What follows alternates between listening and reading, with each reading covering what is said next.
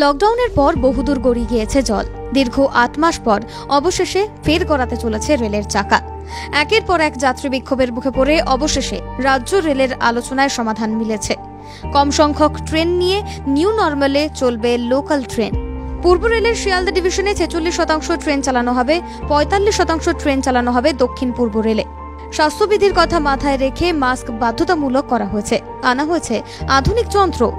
সংক্রমণ এড়াতে বা সংক্রমণ রোধে যথেষ্ট তৎপর রেল কর্তৃপক্ষ।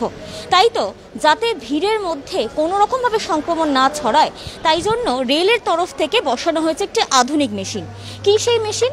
এই মেশিন মূলত থার্মাল গানের মতো কাজ করবে, যেটি একেবারে মূল দ্বারের সামনে লাগানো রয়েছে। সেখানে থাকবেন আরপিএফ এর অফিসাররা, যারা বিষয়টিকে নজরে রাখবেন কারোর যাতে টেম্পারেচার 99 ডিগ্রির বেশি না হয়। তার জন্য একটা মনিটরও সামনে রয়েছে, আমি দেখাবো সেই মনিটরটা। যদি এই মনিটরে থাকা যারা আসছেন, যদি এই মনিটরে কোনো রকমভাবে রেড সিগন্যাল দেয় বা লাল সতর্কবার্তা দেয়, সঙ্গে সঙ্গে তাকে আলাদা করা হবে, আলাদা করে তাকে সরিয়ে নিয়ে যাওয়া হবে যাতে সংক্রমণ না ঠেকায়। মাস্ক, থার্মাল পরীক্ষার পাশাপাশি গুরুত্ব পাচ্ছে দূরত্ব বিধিও।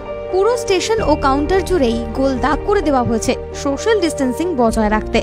যদিও যাত্রীদের মধ্যে রেলের নতুন নিয়মে আরও বিভ্রান্তি বাড়ছে। এত কম সংখ্যক ট্রেন চালিয়ে আদপেও কি এত বেশি সংখ্যক মানুষকে পরিষেবা দেওয়া সম্ভব? বাড়ালে হয়তো সুবিধা হতো, কারণ কি এখন আমি নিজে ঠিক করেছি যে ট্রেন চালু হওয়ার পরে যাও বা যেতাম, তাও যাওয়াটা বন্ধ করব। বিকজ একেতেই স্টাফ স্পেশালে এখন প্রচুর সংখ্যক যাত্রী উঠছে, সেটাই মেনটেন করতে পারছে না। লোকাল দিলে আরও পাড়াটা সম্ভব হবে বলে মনে হয় না। হাওড়া শিয়ালদা ডিভিশনে বাড়াবে, অন্য ডিভিশনে বাড়াবে না। শিয়ালদায় ওটা শিয়ালদার আসানসোল ডিভিশনের লোকগুলো কি করে যাবে? হ্যাঁ, বর্ধমান থেকে আসানসোল, ধনবাদ কি করে যাবে? এটা অসম্ভব ব্যাপার। প্রস্তুতি চলছে জোর কদমে। রাজ্যবাসীও মুখিয়ে রয়েছে আবারও স্বাভাবিক নিয়মে ট্রেন পরিষেবা ফিরে পেতে। দীর্ঘ 7 মাস পর আবার গড়াতে চলেছে লোকাল ট্রেনের চাকা।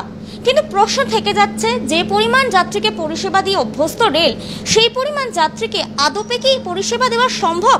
কারণ আগে শিয়ালদা ডিভিশনে মোট ট্রেন চলত 915টি, এখন সেটি কমে হতে চলেছে 400টি। 400টি ট্রেনে এত সম্ভব মানুষকে সোশ্যাল ডিস্টেন্সিং মেনটেন করে কি আদপে পরিষেবা দেওয়া সম্ভব?